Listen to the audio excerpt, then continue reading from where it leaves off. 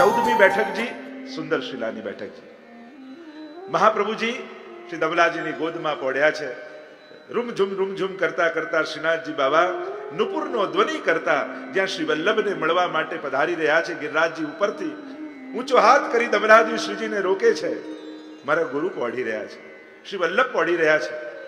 આપ શોર કરશો એ જાગી જશે, મારો સેવક ધર્મ જશે. મહાપ્રભુજીએ જાગીને જોયું. દૂર ઉભેલા શ્રીનાથજી બાબાને નિકટ બોલાવ્યા, પોતાની ગોદમાં બિરાજમાન કર્યા. બાબા દૂર કેમ ઉભા હતા? આપના સેવકે મને કહ્યું. પૂછ્યું દમલાજીને, કહ્યું કે આપની સેવામાં હું છું, એટલે આપનું સુખનો વિચાર કરવો એ જ મારું પહેલું કર્તવ્ય છે. શ્રીનાથજીએ દમલાજીનો પક્ષ લીધો અને એ પ્રસંગોની આપણે ચર્ચા કરી રહ્યા હતા. આ પુષ્ટિ માર્ગ જેના માટે પહેલા વૈષ્ણવ દામોદરદાસ સરસાની છે, સર્વ વૈષ્ણવના પ્રતિનિધિ રૂપ, અને વાર્તા સાહિત્યના ભાવ પ્રકાશમાં શરૂઆત જ શ્રી હરિરાય મહાપ્રભુજી કરે છે. દમલા સો અમલા, દામોદર ભક્ત વત્સ્યો એમ મહાપ્રભુ ઠાકોરજીનું નામ છે. ઠાકોરજીનું નામ દામોદર ક્યારે પડ્યું? જ્યારે ડોરીથી બંધાયા. દામમાં ઉદર, જેના ઉદરમાં દામ છે એનાથી બંધાયા છે. એમ શ્રી વલ્લભ પણ દમલા રૂપી ડોરથી બંધાયેલા છે. એમને વશ છે, ભક્તોને વશ છે. દામોદર ભક્ત વત્સ્ય, ભક્તોને વશ એવા ઠાકોરજી છે. એમ જ શ્રી વલ્લભ પણ વલ્લભીઓને વશ છે. અમલા કોને કહેવાય? જેના મનમાં કોઈ મલ ન રહ્યો હોય એ અમલા. પણ આ તો દમલા છે. કેવલ અંતઃકરણની શુદ્ધિ એ જ ભક્ત માટે પૂરતી નથી, પણ આ તો દમલા છે કે જેના ડોરથી વલ્લભ બંધાઈ ગયા છે. શ્રી વલ્લભ જેને વશ થઈ ગયા છે, એટલે આમનું નામ દમલા કહીને મહાપ્રભુજી બોલાવે છે. એના ભાવ પ્રકાશમાં દમલાજીની વાર્તામાં સમજાવ્યું હરિરાય મહાપ્રભુજી. અહીંયા સુંદર શિલાના બેઠકજી આજે પણ એવા સુંદર રીતે બિરાજમાન, બિલકુલ મુખારવિંદની સામે. કારણ કે ગિરિરાજજીનું એ મુખારવિંદ એ પ્રભુનું મુખારવિંદ કહેવાય છે. તેમ પ્રભુનું મુખારવિંદ એ શ્રી વલ્લભનું પણ સ્વરૂપ છે. અને એટલા માટે બંને બાજુ મુખારવિંદ જ છે. એમ જોવા જાવ તો એક તરફ સ્વામીજીનું મુખારવિંદ છે, એક તરફ ઠાકોરજીનું મુખારવિંદ છે. બીજા બધા તો કીર્તનોમાં અને સાહિત્યમાં તો કહ્યું છે કે ચંદ્રમા એક જ હોય, પણ વૈષ્ણવ માટે તો બે બે ચંદ્રમા છે. નૈનન મેં દો ચંદ, બસો મેરે નૈનન મેં દો ચંદ. આ શરદની રાત્રિ, રાસની રાત્રિ એવી છે જેમાં એક ચંદ્રમા નથી ઉગ્યો. વૈષ્ણવ અને ભગવદીઓ માટે તો બે બે ચંદ્રમા છે. ગૌર વર્ણ વૃષભાન નંદિની और શ્યામ વર્ણ નંદ નંદ. એક શ્યામ ચંદ્રમા છે અને એક શ્વેત ચંદ્રમા છે. અને વૈષ્ણવની આંખોમાં તો આ બંને ચંદ્રમા સમાયેલા છે. એટલા માટે જ્યારે તમે જોશો મુખારવિંદમાં ગિરિરાજજીની સામે તો શ્યામ ચંદ્રમા દેખાશે, અને એની સામે જોશો તો શ્વેત ધોતી ઉપરના ધરેલા ગૌર ચંદ્રમા રૂપ સ્વામીજીના દર્શન થશે. અને મને તો જ્યારે જ્યારે ગિરિરાજજીની સન્મુખ ગિરિરાજજીની આરતી કરું ને સામે મહાપ્રભુજીની આરતી કરું, ત્યારે આ જ કીર્તનની પંક્તિ યાદ આવે. નૈનન મેં દો ચંદ, બસો મેરે નૈનન મેં દો ચંદ. અમારી બંને આંખોમાં આ બંને ચંદ્રમા સદાય માટે વસી જાય એવા મહાપ્રભુજીને વંદન કરીએ. આગળ 15મી બેઠક શ્રીનાથજીની ઉપર, જ્યારે ગિરિરાજજીની ઉપર શ્રીનાથજીનું મંદિર સ્થાપિત કર્યું મહાપ્રભુજી, અને ત્યાં શ્રીનાથજીની સેવા કરી, અને એના દક્ષિણ ભાગમાં નિત્ય મહાપ્રભુજી અનવસરમાં બિરાજમાન થઈ અને ભાગવતજીનું પારાયણ કરતા. તો ગુપ્ત રૂપે આજે પણ એ ગિરિરાજજીની ઉપર મહાપ્રભુજીની બેઠકજી બિરાજમાન છે. એ 15મી બેઠકજી ગિરિરાજજી ઉપર, ત્યાં મહાપ્રભુજીને વંદન કરીએ. મહાપ્રભુજીએ શ્રીનાથજી બાબાને મંદિરમાં સ્થાપિત કર્યા. સધુ પાંડે પર કૃપા થઈને આખું નવું મંદિર બન્યું, અને મહાપ્રભુજી રોજ સેવા કરી અને ત્યાં બિરાજમાન થાય છે, પારાયણ કરે છે. એકવાર એવો પ્રસંગ બેઠક ચરિત્રમાં વર્ણિત કરવામાં આવે. મહાપ્રભુજી શ્રીનાથજી બાબાના શૃંગાર કર્યા, અને શૃંગાર કર્યા ને ઘણી અવેર થઈ, બહાર થઈ, અને આવીને પાછા બિરાજમાન થયા. અને રાજભોગની તૈયારીઓ, સામગ્રી સિદ્ધ થઈ રહી છે, પણ ઘણો સમય થઈ ગયો. અને ઘણો સમય થયો અને મહાપ્રભુજી ચોતરાજી પર બિરાજમાન હતા. એટલામાં નુપુરનો ધ્વનિ સંભળાયો ક્યાંક સ્વર્ણના મોટા મોટા નુપુરો બાજી રહ્યા હોય એવો અવાજ સંભળાયો અને કર્ણમાં અવાજ પડ્યો એટલે મહાપ્રભુજીને થયું કે આ નુપુર કોઈ સાધારણ નથી, આ તો સ્વામીજીના ચરણારવિંદના નુપુર છે. છમ છમ છમ છમ અવાજ સંભળાયો અને જોયું મહાપ્રભુજીએ નેત્રો ખોલીને તો સ્વયં સ્વામીજી સુવર્ણના થાળમાં રાજભોગ સાજી અને શ્રીનાથજી બાબાને આરોગવા જઈ રહ્યા છે. કારણ કે આરોગવામાં બહુ અવેર થઈ ગઈ. અને ત્યારે મહાપ્રભુજી દમલાજીને બોલાવ્યા અને વાત કરી, દમલા, જો શ્રૃંગાર પછી છેક રાજભોગ આવે તો એની વચ્ચે બહુ લાંબો સમય જતો રહે અને ઠાકોરજીને ભૂખ લાગે, ઠાકોરજી ભૂખ્યા થઈ જાય, એ સારું ન કહેવાય. એટલે આજ પછી શ્રીનાથજીની સેવામાં શ્રૃંગાર પછી ગોપી વલ્લભ ભોગ ધરવાની શરૂઆત કરો. અને એટલા માટે એ દિવસથી આપણે ત્યાં સેવાના ક્રમમાં ખાસ કરીને હવેલીમાં શ્રીનાથજીમાં શ્રૃંગાર પછી ગોપી વલ્લભ ભોગ ઠાકોરજી આરોગે છે. અને એ કેવલ વલ્લભકુલને ત્યાં યા હવેલીમાં થતો હોય છે, વૈષ્ણવને ત્યાં ગોપી વલ્લભ ભોગ ધરવાનો ક્રમ નથી. પણ મહાપ્રભુજીને થયું કે છેક શ્રૃંગાર પછી રાજભોગમાં આટલી અવેર થાય અને પ્રભુ સુધા ભૂખ્યા થઈ જાય, એટલા માટે વિશેષ ભોગ આવવો જોઈએ. અને ત્યારથી એમ કહેવાય છે આ બેઠી જગ્યા પર બિરાજમાન થઈ મહાપ્રભુજી આજ્ઞા કરી અને ગોપી વલ્લભ ભોગ ધરવાની શરૂઆત કરી. અને દમલાજીને કહ્યું કે કભી ભી ઠાકોર જી की सेवा में अवेर नहीं होनी चाहिए. बने तो रोजना क्रमમાં સમય સાચવીને ઠાકોરજીની સેવા કરે.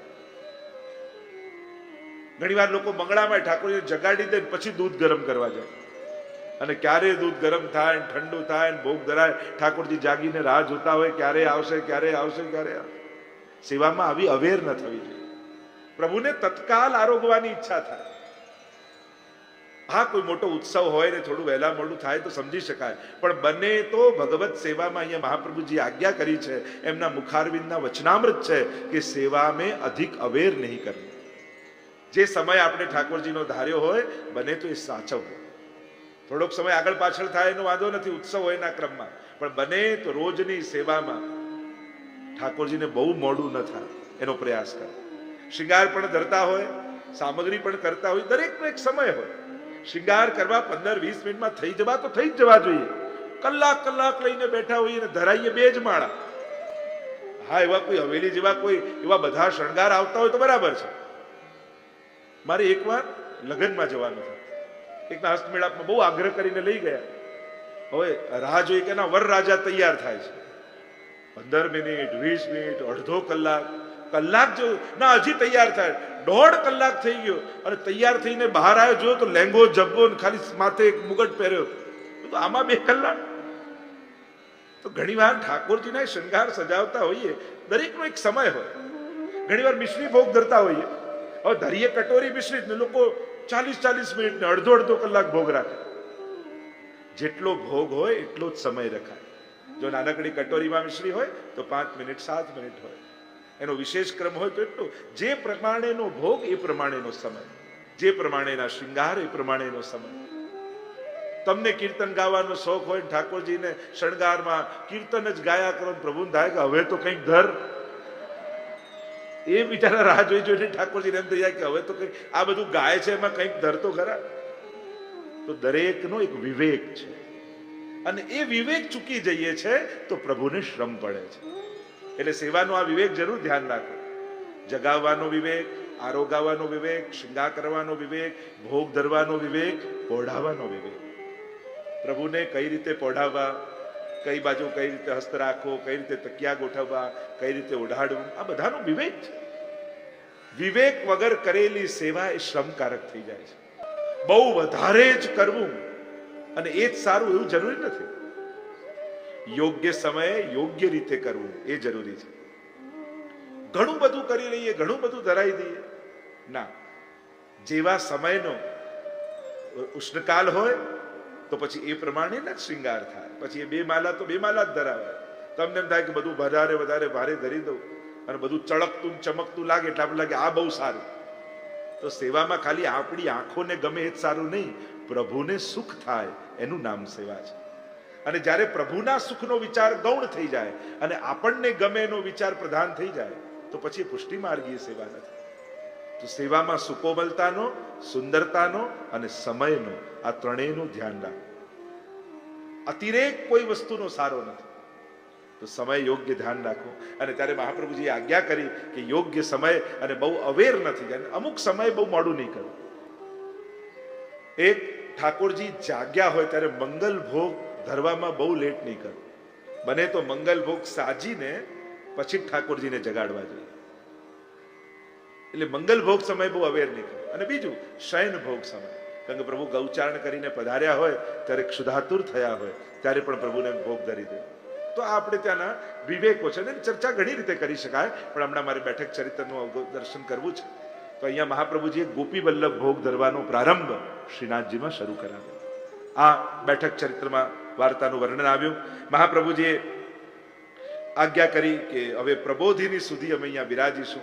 દેવ દિવાળી સુધી, અન્નકૂટથી લઈ દેવ દિવાળી સુધી મહાપ્રભુજી અહીંયા બિરાજ્યા અને સુંદર સેવાનો ક્રમ શ્રીનાથજી બાવાને લાલ લડાવે. 15મી બેઠકજીમાં વંદન કરીએ. બોલો વલ્લભાધીશ કી જય, શ્રી ગોવર્ધનનાથ કી જય. 16મી બેઠકજી એ કામવનના બેઠકજી. 12 વનમાંનું કામવન એ વિશેષ વન છે. અહીંયા 84 કુંડ આવેલા છે એમ પ્રાચીન કાળમાં કહેવાતું. મહાપ્રભુજી પરિક્રમા કરતા કરતા શ્રીકુંડ પર આવીને બિરાજમાન થયા. શ્રીકુંડ પર આવીને છોકરના વૃક્ષ નીચે બિરાજમાન થયા. ભાગવતજીનું પારાયણ અહીંયા મહાપ્રભુજીએ કર્યું છે. જ્યારે બિરાજમાન થવા આવ્યા શ્રીકુંડ પર ત્યારે કેટલાક બ્રાહ્મણો આવ્યા અને કહેવા લાગ્યા, મહારાજ આપ અહીંયા બિરાજો તો છો, પણ આ કુંડ ઉપર એક બ્રહ્મ રાક્ષસ રહે છે અને એ ક્યાંક આપને શ્રમ ન પહોંચાડે એની સાવધાની રાખજો. એને ઘણાને અહીંયાથી ભગાડી દીધા છે, કોઈને અહીંયા બેસવા દેતો નથી. મહાપ્રભુજીએ કહ્યું, ઠાકોરજી એના પર પણ કૃપા કરશે. જ્યારે પુરોહિતે આવીને આવી રીતે ચેતાવ્યા, આ બ્રહ્મ રાક્ષસ આવ્યો રાત્રિના સમયે ડરાવવા માટે, પણ વૈષ્ણવો મહાપ્રભુજીની વસ્ત્રજીની સેવા કરી રહ્યા હતા. અને વૈષ્ણવને આવી ભેદ પ્રેત ભૂત પ્રેત આવી કોઈ બાધા ન કરી થઈ શકે. જેના ગળામાં કંઠી હોય એને કોઈ મેલી વસ્તુ અસર ન કરે, કારણ તુલસી રૂપા પ્રભુ બિરાજમાન છે શ્રીકંઠમાં. નિકટ આવ્યા ને કઈ કરી ન શક્યા, પણ ડરાવવાનો પ્રયાસ કરે છે. મહાપ્રભુજી પાસે આવીને વૈષ્ણવે વાત કરી કે આ રીતે બ્રહ્મ રાક્ષસ આવું ડરાવવાનો પ્રયાસ. મહાપ્રભુજીએ કહ્યું, મારા વસ્ત્રો હવે આવે ને તો એની આગળ ઝાટકજો.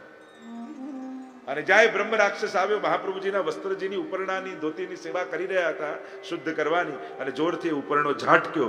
એના છાંટા એના ઉપર ઉડ્યા અને ત્યાં જ એનો ઉદ્ધાર થઈ ગયો. શ્રી મહાપ્રભુજીના પ્રસાદી વસ્ત્રોના કેવલ છીંટા એના ઉપર પડ્યા અને બ્રહ્મ રાક્ષસનો ઉદ્ધાર થયો. પૂછ્યું કે આ બ્રહ્મ રાક્ષસ હતો કોણ? આટલા વર્ષોથી વ્રજમાં નિવાસ કરે છે, છતાં એનો ઉદ્ધાર કેમ ન થયો? જો વ્રજમાં છે, વ્રજની ભૂમિનું મહાત્મ્ય છે, છતાં એનો ઉદ્ધાર ન થયો. ત્યારે મહાપ્રભુજીએ બ્રહ્મ રાક્ષસનો પરિચય આપતા કહ્યું કે આ નગરનો રાજા હતો, બ્રાહ્મણ હતો.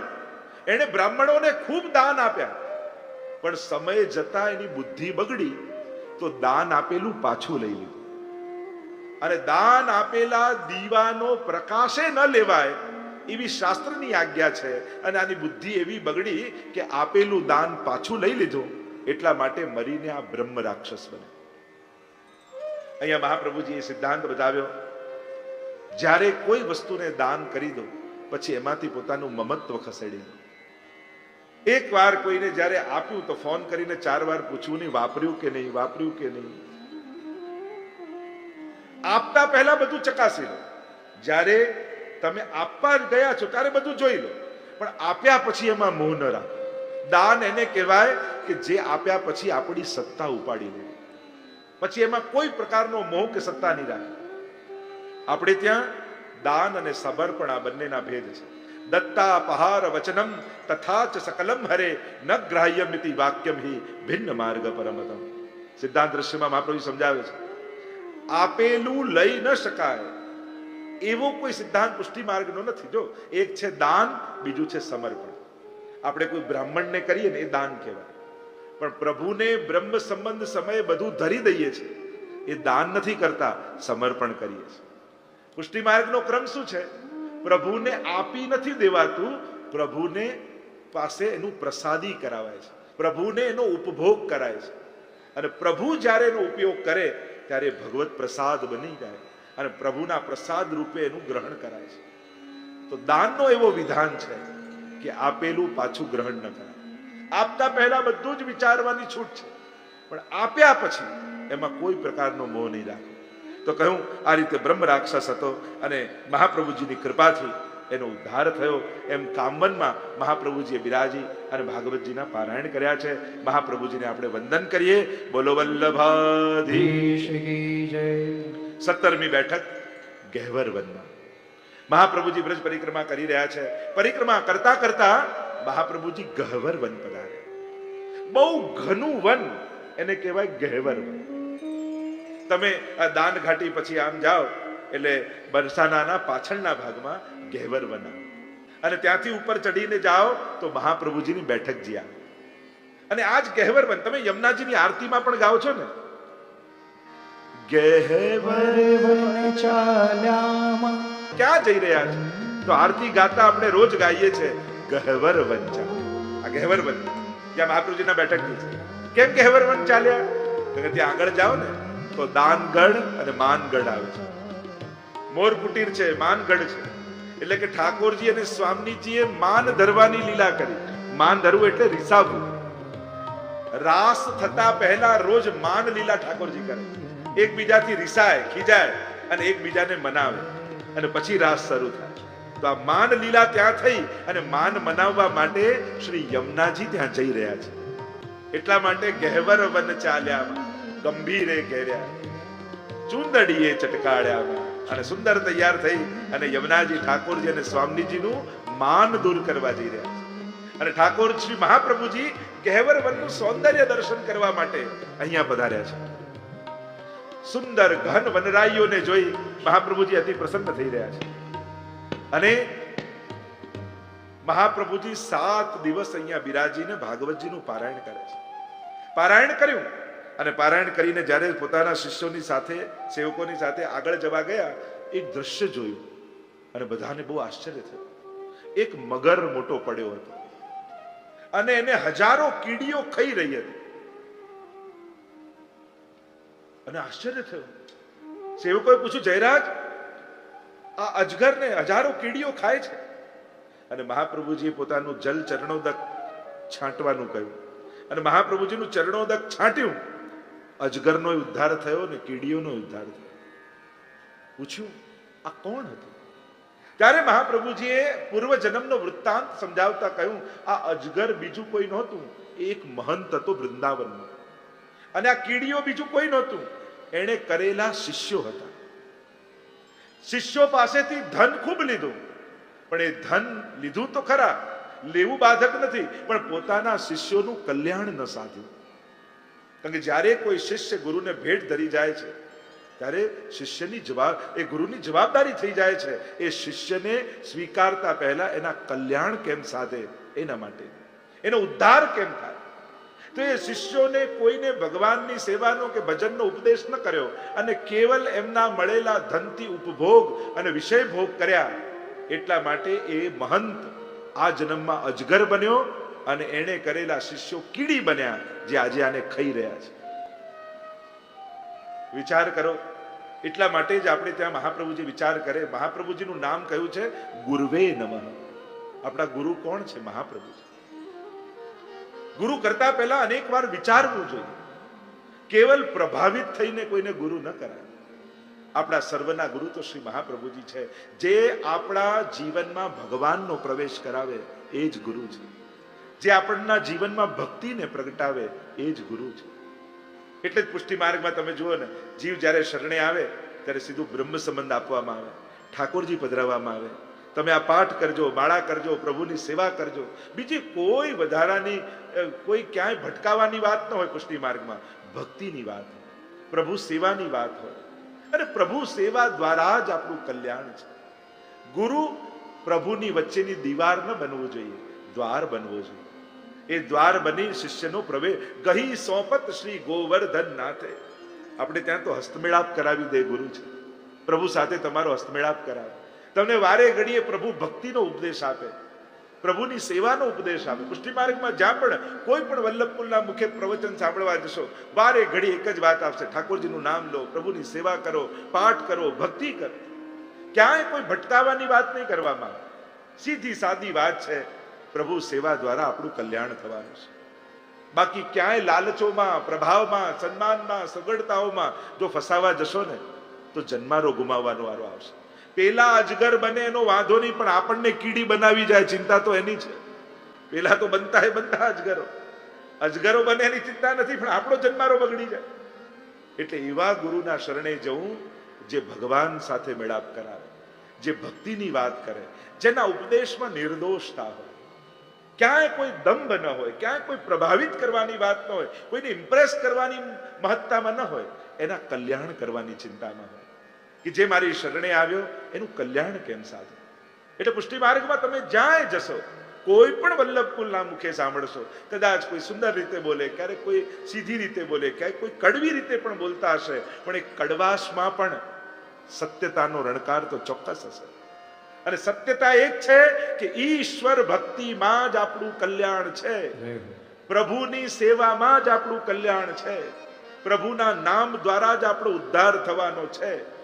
બાકી બધા બહુ દેખાવમાં અને દંભમાં પડશો તો આ કલયુગમાં ક્યાંય ભટકી જશો. આ કલયુગ ખલધર્મિણી છે. પાખંડ પ્રચુરે લોકે કૃષ્ણેવ ગતિર્મમ. અહીંયા પાખંડની બોલબાલા છે. અને પાખંડથી જો આકર્ષિત થયા તો ભટકાવ, અને ભટકાવ એટલે અનેક જન્મોના અંતરાય થઈ જશે. કેટલા જન્મોના અંતરાય થઈ જાય. એટલા માટે એવા ગુરુની શરણે જાઓ જેને ઠાકોરજી વશ હોય, જે પ્રભુ સાથે, એટલે મહાપ્રભુજીનું એક નામ છે અદે દાન દક્ષ છે, જે દાન આપવામાં ચતુર છે. અને પ્રભુ મહાપ્રભુજી શેનું દાન આપે તો કે પ્રભુની સેવાનું. એટલે કે કેમ કરી ઠાકોરજી તમારા ઘરે આવી જાય એ ચતુરાઈ જેની અંદર છે, એવા ગુરુ મહાપ્રભુજી છે. જો ને એટલે જ આગે ચલો તમે મિશ્રી ધરજો, તમે પાઠ કરજો, દંડવત કરજો, કાંઈ નહીં તો મિશ્રી ધરીને પોઢાડી દેજો, તમને કેટલી બધી છૂટ કરી આપે. પણ ઉદ્દેશ્ય શું હોય? આના ઘરે ઠાકોરજી આવી જાય. ચલો પુષ્ટાવાનો અત્યારે અનુકૂળતા નથી તો એમને પણ ચણસ્પર્શ કરાવી, એકવાર ઠાકોરજી તો ઘરે પધરાવો. વલ્લભકુલ પાસે જ્યારે પણ જશો ને તો કોઈ ને કોઈ પ્રકારથી એવી કોશિશ કરશે કે તમારા ઘરે ઠાકોરજી આવી જાય. એની કોશિશ એવી નહીં હોય કે આ બધું છોડીને મારી સેવામાં આવી જાય. પોતે જ બ્રહ્મ બનીને ફરતા હોય એને એ બ્રહ્મ સુધી કેમ પહોંચાડે? પોતે જ ભગવાન બનીને ફરતા હોય એને ભગવાન જોડે મળી જાય એની એમાં તો એને ભય લાગે કે આ ભગવાનની સેવા કરવામાં જશે ને તો મારી પાસેથી જતો રહેશે. એને તો એની બીક હોય. પુષ્ટિ માર્ગમાં તો આગ્રહ એ રખાય, દરેક કોઈ પણ ગુરુજન, કોઈ પણ વલ્લભકુલ પાસે તમે જશો તો મહાપ્રભુજીના વચનો જ તમને કોઈ ને કોઈ પ્રકારથી કહેશે પ્રભુ પધરાવો, ઠાકોરજીની સેવા કર, પ્રભુનું નામ લે. અને આ જ સર્વ શાસ્ત્રોનો સાર છે. બાકી બધું જ ભટકાવ છે, બાકી ભટકાવાની વાતો છે. સીધો સાર એ છે ઈશ્વર ભક્તિ દ્વારા આપણો ઉદ્ધાર છે. અને જો આ મૂળ વાતથી ભટક્યા ને તો અહીંયા આ ચડાઈ આવો, અહીંયા પેલું ચડાઈ આવો, બેઠક કરવાનું રહી જશે ને ઉઠક બેઠક જ થયા કરશે. પછી ઘણી વાર બેઠકો રહી જાય અને ઉઠક બેઠક જ થાય. પછી बैठ के तेरे दर पर और कहां जाएंगे, एक बार तेरे हो गए क्या अब गैरों के कहलाएंगे. બેઠક તો એ છે કે એવી જગ્યા પર જઈને બેસો કે ત્યાંથી પછી ઊભા થવાની ઈચ્છા જ ન થાય. એ જ વલ્લભની બેઠક. પ્રીત બંધી શ્રી વલ્લભ પદસો ઓર ન મન में આવે હો. શ્રી વલ્લભના ચરણોમાં એવો અનન્ય અનુરાગ થાય. એમ થાય કે આ પકડી લીધું ને, જેમ માણસ પેટ ભરીને ખાઈને તૃપ્તિ થઈ જાય ને, પછી ગમે તેટલા ઉત્તમ પદાર્થો મૂકો પછી એને આકર્ષણ ન થાય. એમ ભૂખ્યા લોકો દુનિયામાં ભટકતા હોય છે. પણ જેને વલ્લભનો રસ પી લીધો અને એનો ઓડકાર જેને આવી ગયો એને કોઈ લલચાવી શકતું નથી. જેને શ્રીજીના માધુર્યના એ મધુરાધિપતે અખિલમ મધુરમ, એ મધુરતાનો આસ્વાદ જેને કરી લીધો. જેમ ખાંડ કોઈ પેંડો ખાઈ લે પછી ખાંડ નાખેલું દૂધ પણ એને ફીકું જ લાગે, એમ શ્રીજી રૂપી પેંડો, શ્રીજી રૂપી મિશ્રી જેને મોઢામાં મૂકી લીધી ને એને દુનિયામાં બધું ફીકું જ લાગવાનું છે. જાકો મન લાગ્યો ગોપાલ સો તાહી ઓર કેસે ભાવે. એને બીજું ક્યાં તંબાનું? જેને વલ્લભના રસ ચાખ્યા, જેને વલ્લભના ગુણોના ગાન કરી લીધા. વલ્લભના નામનું માધુર્ય કેવું છે, જેણે એ રસ ચાખી લીધો, શ્રી વલ્લભ, શ્રી વલ્લભ, શ્રી વલ્લભ. અને આ જપ જેણે કરી લીધો, એને બીજું કઈ બોલવાની એને ઈચ્છા જ થતી નથી. કર્મન શ્રી વલ્લભ અંગન ધ્યાન, 16 ષોડશ ગ્રંથો શ્રી વલ્લભના શ્રીઅંગમાં બિરાજમાન છે. એવું આ વલ્લભનું નામ, જેનું મહાત્મ્ય અનેક પ્રકારથી હરિરાય મહાપ્રભુજી વલ્લભ સાકી में वल्लभ नाम अगाध है, जहां तहां तू मत बोल, अरे जब हरिजन ग्राहक मिले ता आगे तू खोल. આ તો ક્યાં વાત થાય વલ્લભના નામ. એટલે જ પદ્મનાભ અમારા દયારામભાઈ બહુ સુંદર વાત કરે કે જગત જપે નૃપ નામ, રહ્યો જસ સગળે ફેલી, પટરાણીનું નામ લહે રહે જે રંગ મહેલી. ઠાકોરજી તો છે ને, એ તો રાજા જેવા છે. અને રાજા હોય ને, એના ગુણ, એના સામર્થ્ય, એના સ્વભાવ એને આખી પ્રજા જાણતી હોય. પણ રાણીને તો એ જ ઓળખી શકે જે રંગ મહેલના જીવો હોય. એમ શ્રીનાથજી તો રાજા જેવા છે, એને તો બધા જ ઓળખે છે. પણ વલ્લભ રૂપી સ્વામીજીને તો એ જ ઓળખી શકે જે નિત્ય લીલાના જીવો હોય, જે દૈવી જીવો હોય, જે નિકુંજના જીવો હોય. એ જ શ્રી વલ્લભના માધુર્યને ઓળખી શકે છે. તો આ ગહેવરવનની લીલામાં જે સાર બતાવ્યો, એ ગુરુનો ઉદ્ધાર, એ મહંતનો ઉદ્ધાર કર્યો, એ શિષ્યોનો ઉદ્ધાર કર્યો. અને આમ મહાપ્રભુજીએ બતાવ્યું કે જ્યારે કોઈનું શરણું લઈએ છે, અસમર્થનું શરણું લેશો તો ડૂબી જશો, સમર્થનું શરણું લેશો તો તરી જશો. તમારા સાધનો ભલે ટૂંકા હોય, પણ આશ્રય જો મહાનનો હશે તો આશ્રય બળે તરી જવાશે. આપણા સાધનો શ્રેષ્ઠ નથી, પણ આપણો આશ્રય શ્રેષ્ઠ છે. આપણે શ્રી વલ્લભનો આશ્રય લીધો છે. દ્રઢ ઇન ચરણ કેરો ભરોસો, શ્રી વલ્લભ નખ ચંદ્ર છટાબિન સબ જગમાં જ અંધેરો, સૂર કહા કહે દ્વિવિધ આંધરો, બિના મોલ કો ચહેરો. એવા શ્રી વલ્લભનો આશ્રય. તો ગહેવરવનમાં બિરાજમાન શ્રી મહાપ્રભુજીના ચરણોમાં વંદન કરીએ.